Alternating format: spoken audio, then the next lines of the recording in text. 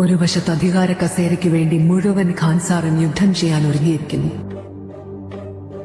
മറുവശത്ത് 1000 ശൗര്യാംഗർ അതേ കസേര ചുട്ടുചാമ്പലാക്കാൻ മുന്നേറി.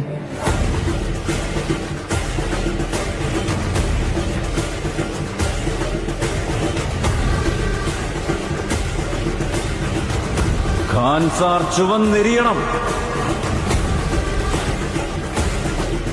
എരിയുന്ന കനലുകൊണ്ടായാലും ഇവരുടെയൊക്കെ ചോര കൊണ്ടായാലും. എന്റെ അച്ഛന് ഞാൻ വാക്ക് കൊടുത്തതാ, ഓരോരുത്തരുടെ കയ്യിലും ആയുധം എത്തിക്കുമെന്ന്.